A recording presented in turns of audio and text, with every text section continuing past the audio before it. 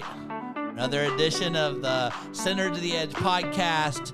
Blake here as your host. I'm so glad you joined us. And we have a special guest with us in the house, Andrew LaChance. Love Andrew very much. Andrew, thanks for hanging out with us today, man. Yeah, thanks for having me. You're welcome, man.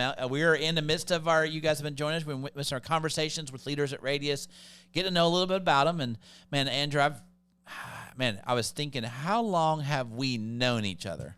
What would you say? Surface level? Yeah, at least go surface level first. Since 2005, 2006? Yeah. Somewhere in there? Yeah. Can you believe that, man? It's been, almost 20 years. Yeah. You were a young guy when I first met you.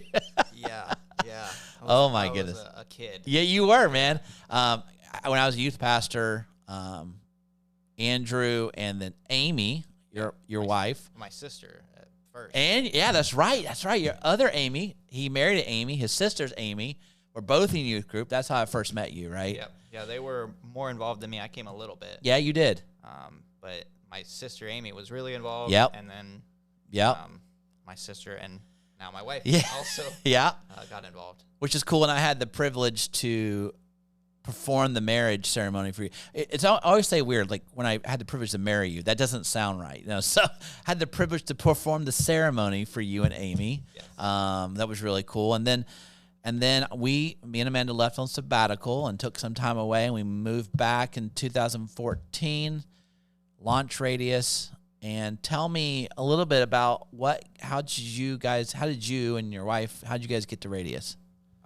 So Amy, my wife, she stayed more kind of connected with it and was actually invited by you or Amanda or somebody in that to the launch group, I believe. Yeah. The early, at least I would say months, I was completely detached and not involved at all. And then really the early years, even at like the shuffleboard club and all that. Yeah.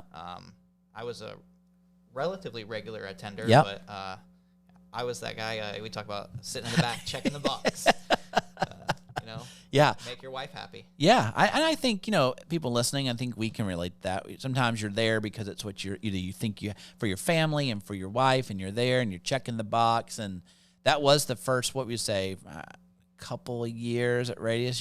And what's crazy is you and Amy, really from the get-go, from the beginning, were part of Radius. Amy part of launch team. Amy especially, she was much more involved than I was. Like I said, I was there to check the box. I was involved here and there when I was there, help with setup or tear down. Sure.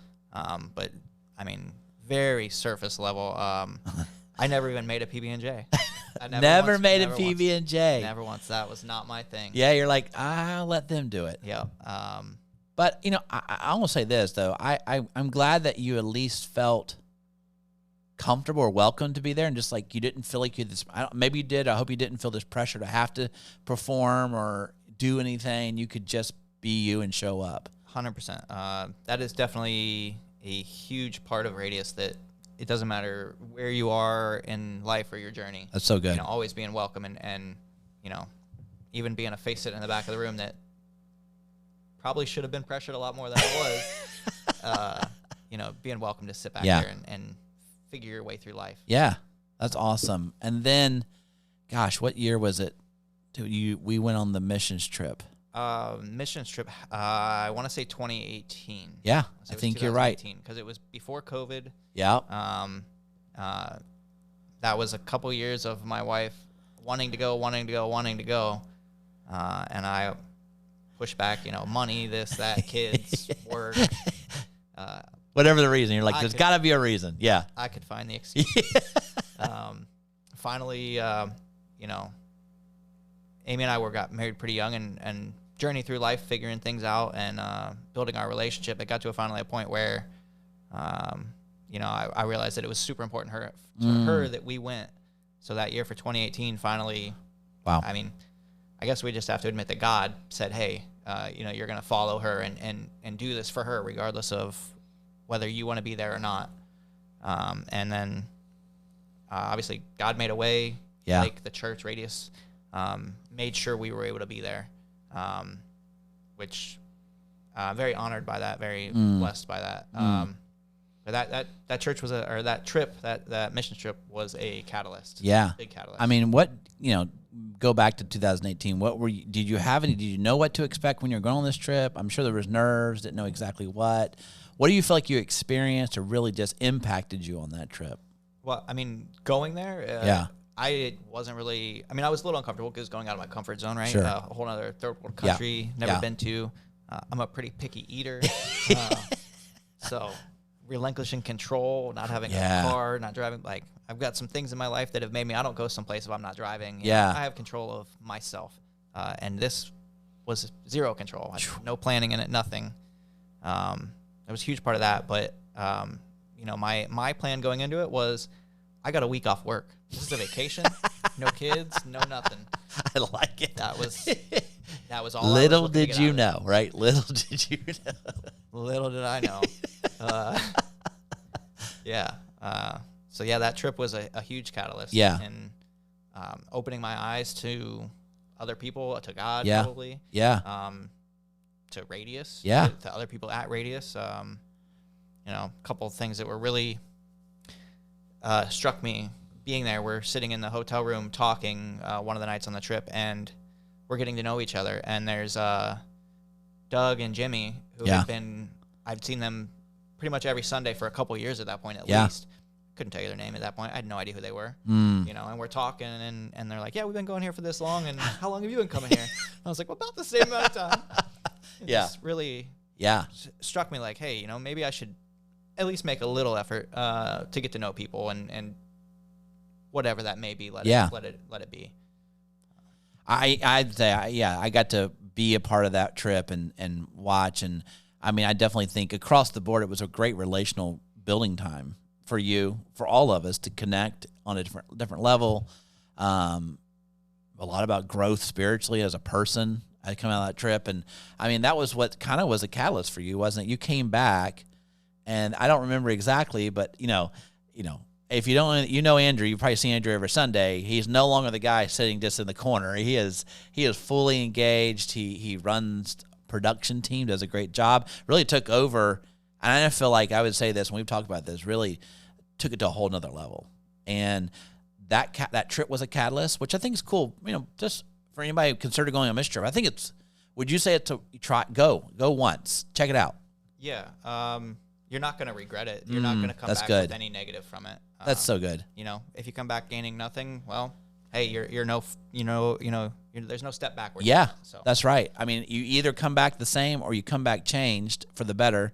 And so if you're thinking about going on a mission trip, we do 2 to 3 a year. I know Costa Rica's coming up soon. I think there might be, if you're listening to this really like close to right now when we record, you can jump in. We're going to do another one in the new year. We're going to go to Dominican Republic, which that'll be interesting. But so that was a catalyst for you. How did you got back? Did we have a conversation? How that happened that all of a sudden, you stepped from just showing up and checking the box to leading production? I don't, I think it fell into place a little bit, but vaguely remember there was some conversation along the lines of, hey, we could use some help here. I'd like to see you get involved. And, Blake struck when the time was right. Fresh off the airplane, inspired to be involved. Yes. And, little did we know that was a few months prior to all the COVID shutdown stuff. Yeah. Because trip was like June of 2018. Yeah. And then it was, in year and a half months after that, I got into it. Yeah. And then like March of 2019 is when COVID happened. No, 2020. March 2020. 2019. No. 2020.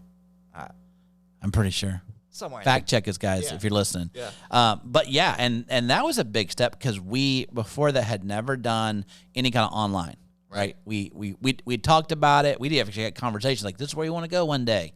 And then COVID shut down, and we had like 2 weeks to figure it, maybe in a week to figure that it's probably 2 weeks, like figure out what we need to buy.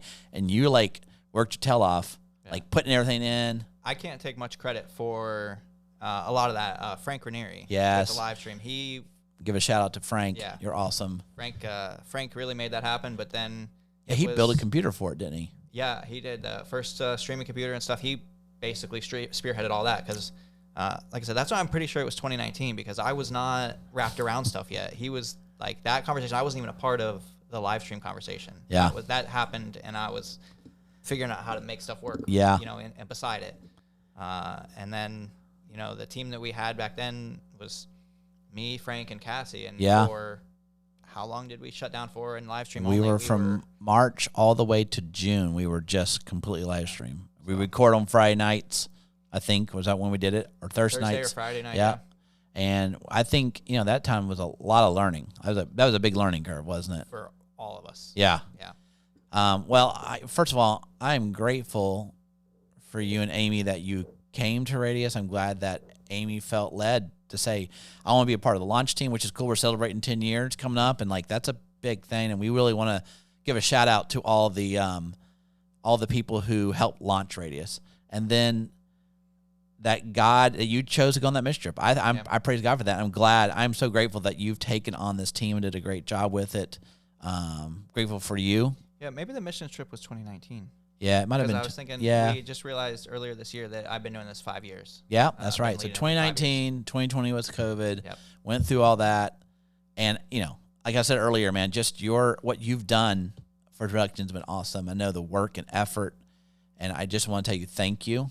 It's been awesome. I didn't do it by myself. We have a great team. That's right. Our core team. We have a really great team. Yes, that we are do. Dedicated and put in a lot of effort to do everything week in and week out. So. I agree. And this is a good time to segue to, if you're listening and would like to learn about being on a production team, he's your guy to talk to. Yep. He can train you. You don't have to have any prior experience. Yep. Right? If you just got a willing heart, time, you could be a great, because it's, for me, production's a big piece of what we do at Radius. People can't listen, people can't hear. It keeps worship and all the pieces together. And so that's a big deal. So if that's you, we'd love to talk to you. Andrew would love to talk to you. But absolutely, man, this is good. Thank you for sharing. Thanks for telling your story. And now that you know a little bit of Radius about Andrew, come say hello to him if you've never talked with him before, and he'll say hello back. Yeah. And booth's always open. That's right. The booth is always open. You hear that, guys? Well, thank you. Welcome to another edition of the Radius Podcast, Center to the Edge. Pray that you guys have a great day. Thank you, Andrew. Yep. Thank you. You guys have a great day. Bye.